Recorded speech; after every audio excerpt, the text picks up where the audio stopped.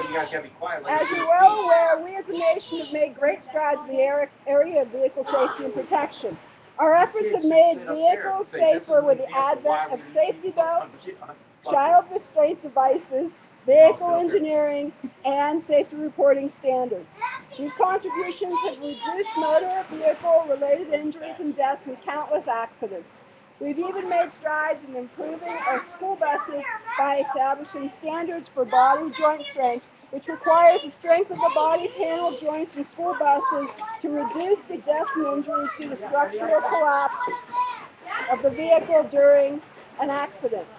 We've established standards for passenger seating and crash protection, which establishes occupant protection for passengers whenever a vehicle is suddenly crashed or a maneuver is made by the driver.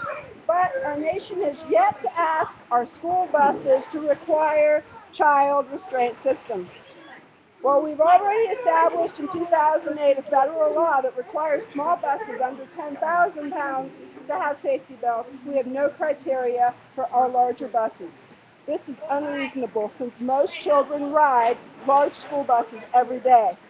Our nation has over 60 million children between kindergarten and 12 in the private and the public school systems. These children ride the bus 5 days a week, twice a day. And it does not count the fact that they also ride the bus for sporting activities, extracurricular events, and other academic career events that they could take in the school. Based on current statistics, we have 312 million people in the United States. So 19%, or 1/5 of our population, is being asked to ride every single day without safety belts to secure them in their seats. Is that for buses? You may believe that school bus travel is the safest form of transportation. But because the National Highway Traffic Safety Administration says that an average of only 6 children are killed in school bus crashes as passengers each year.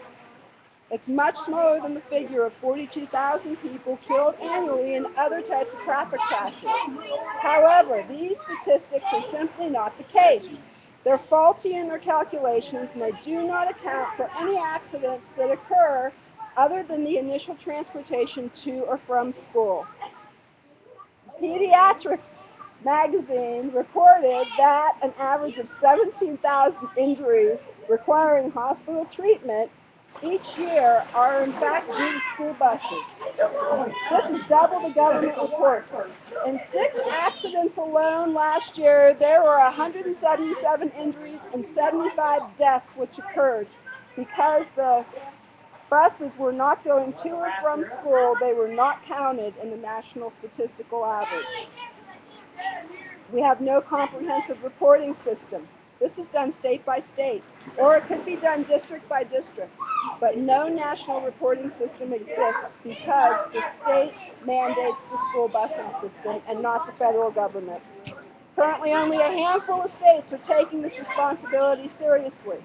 California requires lap shoulder belts. New York, New Jersey, and Florida require lap belts alone. Texas has just passed a law which requires that new buses get lap shoulder belts. But those are the only states right now that require buses to have any kind of security system for our kids. And although 20 to 30 states pass legislation action, they don't go through the entire process to become law. They're turned down primarily due to the economic perception that it will cost too much to actually fit buses with seatbelts. In this nation of ours, this should not be the case.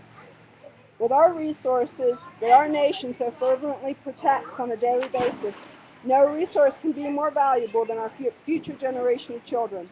The cost associated with fitting a bus with seatbelts, according to School Transportation News, is merely $1,500 to $2,000. And retrofitting is the structural reinforcement is only $1,500 to $11,000 for older buses. This is far less than the cost of a hospital stay or an injury because of a bus accident. If we take into consideration that the average bus has an operational life expectancy of 15 years, then we find out that the restraint system is only pennies a day for a $70,000 bus. It actually comes out to 3.6 cents a day, less than you can even buy a piece of bubble gum every day for your child. So we ask that our parents could drive our kids to school every day, or teenagers can drive themselves to school every day. But this may not be our best decision. It would increase already congested streets in the morning between 20 to 30%, and it would add an additional 180 gallons of gas a year to each and every parent, or an additional 3,600 miles on their odometer. In addition, the safety risks on the road are much higher to passenger cars. There are approximately 800 school-age children killed every year during school hours in passenger-related injuries because of crashes. And then if you add the fact that teenagers are driving, half of those 800 are due to teenage driving. We could, in fact, ask our students to ride bikes or walk to school from further distances. That would reduce our need for buses. However, if you're in a cold climate or if you don't have a safe environment for your children, then that is not an option.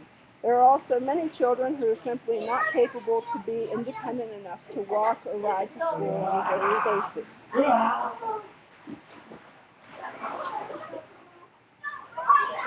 One solution for federal legislation would be federal legislation to mandate the requirement to have seat belts. The cost is minimal when compared to the safety of our children. Consider the national data we're tracking is extremely inaccurate in assessing our school bus safety statistics. There are 60 million children out there waiting for someone to speak for them. Please be one who cares enough to ask your school board to introduce and pass mandated legislation to protect our children every day that they are entrusted to our educational system.